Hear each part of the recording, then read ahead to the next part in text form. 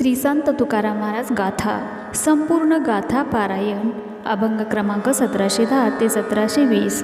संत तुकोबारायांचे अमृतवाणी अभंग श्रवण करू इच्छिणाऱ्या सर्व श्रोत्यांना माझा मनपूर्वक नमस्कार. अभंग. केले नाही मनी तया घडे त्याग, उबगे उद्वेग नाही चित्ती. देवची हा जाणी अंतरीचा भाव, मिथ्या तो उपाव बाह्य रंग. त्यागिल्याचे ध्यान राहिले अंतरी, अवघी ते परी विटंबना. तुका म्हणे आप आपणा विचारा, कोण हा दुसरा सांगे तुम्हा. अर्थ. जो म्हणतो की मी काहीच केले नाही आणि सर्वस्वाचा त्यागही जो करतो व त्याच्या चित्तामध्ये प्रपंचाविषयी दुःख नसते, त्याचाच खरा त्याग घडतो. अंतःकरणातील त्यागाची वृत्ती केवळ देवच जाणत असतो आणि बाह्य रंगाने त्याग करण्याचे दाखविणे हे व्यर्थ आहे. एखाद्या विषयाविषयी त्याग केला व त्याचे ध्यान तसेच अंतःकरणात असेल तर तो त्याग होत नाही, ती केवळ त्यागाची विटंबना आहे. तुकाराम महाराज म्हणतात, त्याग करण्याविषयी तुम्ही स्वतःला विचारून पहा, दुसरे कोण तुम्हाला सांगेन. अभंग. हित व्हावे तरी दंभ दुरी ठेवा, चित्तशुद्ध सेवा देवाची हे. आवडी विठ्ठल गायीचे एकांती, अलभ्य ते येती लाभ घरा. आणि का अंतरी निदावी वसती, करावी हे शांती वासनेची. तुका म्हणे बाण हाची निर्वाणीचा, वाऊगी हे वाचा वेचू नये. अर्थ. आपले हित व्हावे असे जर तुम्हाला वाटत असेल तर दंभ दूर ठेवा आणि आपले चित्त शुद्ध करून देवाची सेवा करा. एकांती बसवून आवडीने विठ्ठलाचे भजन करा, त्यामुळे अलभ्य लाभ तुमच्या घरी स्वतःहून चालत येईल. हरी वाचून इतर कोणत्याही विषयाला अंतःकरणात स्थान देऊ नका व वासनेचा नाश करा. तुकाराम महाराज म्हणतात, हरीचे नाम हा एकच निर्वाणीचा बाण आहे, जो आपल्याला या संसारापासून दूर करू शकतो आणि संसाराला जिंकू शकतो. त्यामुळे हरी वाचून इतर काहीच बोलू नये. अभंग. हो का नर अथवा नारी, ज्यांचा आवडता हरी, ते मज विठोबा समान, नमू आवडी ते जन. ज्याचे अंतर निर्मळ त्याचे सबाह्य कोमळ, त्यांचा संग सर्व काळ घडो मज हे मंगळ. तुका म्हणे प्राण काया कुरवंडी करीन. अर्थ. नर असो अथवा नारी असो, ज्यांचा आवडता हरी आहे ते लोक मला विठोबा समान आहेत, त्यांना मी आवडीने नमस्कार करीन. ज्यांचे अंतःकरण निर्मळ आहे त्यांचे बाह्य शरीर देखील कोमल असते, निर्मळ असते, त्यांचा संग मला सदा सर्व काळ घडो हेच मंगल आहे असे मला वाटते. तुकाराम महाराज म्हणतात, अशा नर अथवा नारीवरून मी माझे शरीर ओवाळून टाकेन. अभंग. हरीची हरिकथा ना आवडे जया, अधम म्हणता तया वेळ लागे. मनुष्य देही तया नाट लागले, अघर साधिले कुंभपाक. कासया जन्मा आला तो पाशान, जंतका होऊनी पडिला नाही. उपजे मरोनी वेळोवेळा भांड, परीन धरी लंड लाज काही. ऐसियाची माता कासया प्रसवली, वर नाही घातली मुखावरी. देवधर्मा विनतो हा चांडाळ नर, न साहे भूमी भार क्षणभरी. राम म्हणता तुझे काय विचील, काही त आपुले न विचारिसी. जन्मोजन्मींचा होईल नरकी, तुका म्हणे चुकी जरी यासी. अर्थ. ज्याला हरिकथाच आवडत नाही त्याला अधम म्हणण्यास देखील वेळ लागतो, इतका तो अधम असतो. अशा मनुष्याला मनुष्यदेह मिळाला खरा, परंतु तो सुद्धा त्याला नाटच ठरला आणि त्याला अखेरीस कुंभीपाकासारखा नरकच प्राप्त झाला. असा दगड जन्मालाच का आला असेल बरे, जंत होऊन घाणीत का बरं नाही कुठेतरी तो पडला.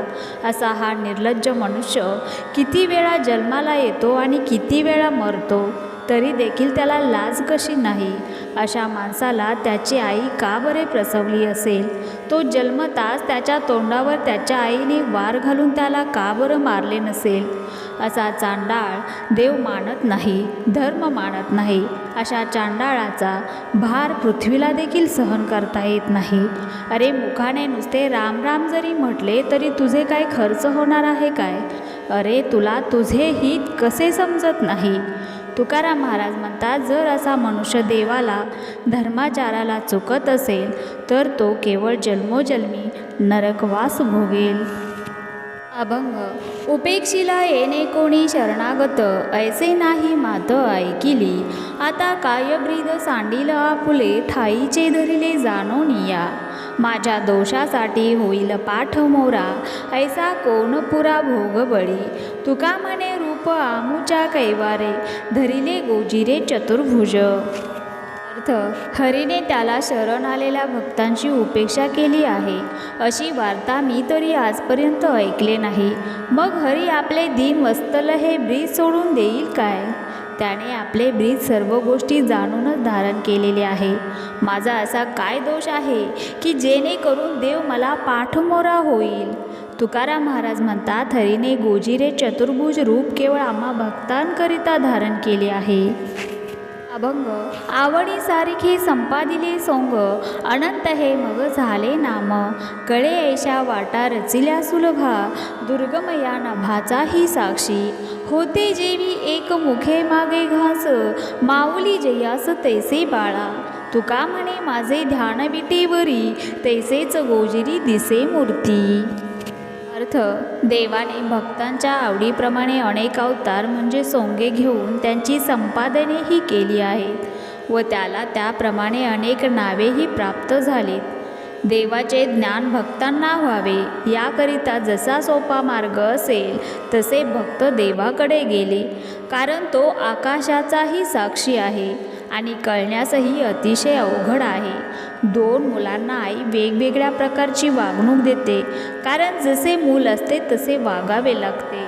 म्हणजे एका मुलाला स्वतःच्या हाताने खाऊ घालते, कारण तो ऐकत नाही, तर दुसरा आपल्या हाताने स्वतः खातो. तुकाराम महाराज म्हणतात, हरीची मूर्ती जी विटेवर समचरण ठेवून उभी आहे तीच मूर्ती ध्यान करताना माझ्या चित्तात असते. अभंग. धन्य मी मानिन आपुले संचित, राहिलेसी प्रीत तुझे नामे. धन्य झालो आता यासी संदेह नाही, न पडे या वाही काळा हाती. ब्रह्मरस करू भोजन पंगती, संतांचे संगती सर्व काळ. तुका म्हणे पोट धालेची न धाये, खादलेची खाये आवडीने. अर्थ. मी माझे संचित धन्य मानेन, कारण हरीच्या नामाविषयी माझे प्रेम जडले आहे. मी धन्य झालो यात कोणताही संदेह नाही. आता मी कधीही काळाच्या हाती सापडणार नाही. आता केवळ संतांच्या संगतीत बसून ब्रह्मरसाचे भोजन करू. तुकाराम महाराज म्हणतात, ब्रह्मरस भोजन कितीही सेवन केले तरी पोट भरतच नाही. कितीही खाल्ले तरी अजून खावेसेच वाटते. अभंग. आवडीनं पुरे सेविता न सरे, पडी येले धुरसवे गाठी. न पुरे हा जन्म हे सुख साठीता, पुढतीही आता हेची मागो. मार्गाची चिंता पालखी बैसता, नाही उसंतिता कौसपेनी. तुका म्हणे माझी विठ्ठल माऊली, जाणे ती लागली भूक तहान. अर्थ. हरीचे नाम कितीही सेवन केले तरी पोट भरल्यासारखे वाटत नाही आणि भूकही भागत नाही. त्यामुळे मी हरीचे नाम घेतो आणि त्या कारणाने मला हरीची भेट झाली आहे. हरीचे सुख साठवण्याकरिता हा मनुष्य जन्म पुरेसा पडणार नाही. त्यामुळे पुन्हा हरीचे सुख साठवण्याकरता आपण हरीला मनुष्य जन्मच मागू. पालखीत बसल्यानंतर किती कोस चालावे लागते याची चिंता पालखीत बसणाऱ्याला नसते, कारण त्याला चालण्याचे श्रम नसते. त्याप्रमाणे हरीचे सुख भोगण्यासाठी आम्हाला कितीही जन्म घ्यावे लागले तरी आम्हाला त्याचे काहीच वाटणार नाही. तुकाराम महाराज म्हणतात, माझी विठ्ठल माऊली मला तहान भूक लागली की सर्व काही जाणून घेते. अभंग. नाही त्रिभुवनी सुखया समान, म्हणून मन स्थिरावले. धरी येली जीवी पाऊले कोमळी, केली एकावळी नाममाळा. शीतळ होऊन या पावलो विश्रांती, न साहे पुढती चाली चित्ता. तुका म्हणे झाले सकळ सोहळे, पुरविले डोहाळे पांडुरंगे. अर्थ. हरिभजनासारखे सुख या त्रिभुवनातही नाही, त्यामुळे त्या ठिकाणीच माझे मन स्थिरावले आहे.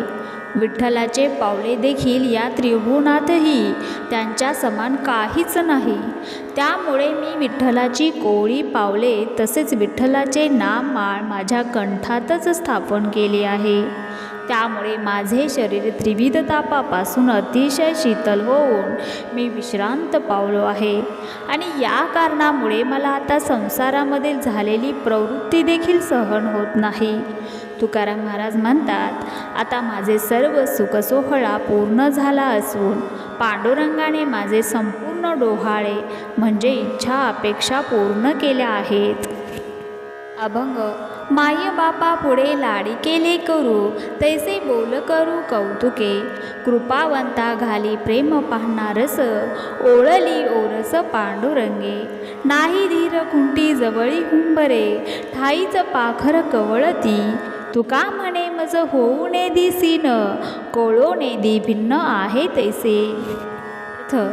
देवा, आई बापापुढे लहान मूल आवडीने व लाडाने बोलते, अगदी त्याप्रमाणे मी तुझ्याशी कौतुकाने बोलत आहे, मी लाडाने बोलत आहे.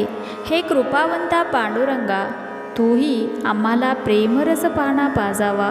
अहो, खुंटलीला बांधलेले वासरू स्तनपान करण्यासाठी आईकडे बघून सारखे उमरत असते आणि गाय देखील त्या वासराकडे प्रेमाने पाहून त्याला सारखे पाहून प्रेम साठत असते.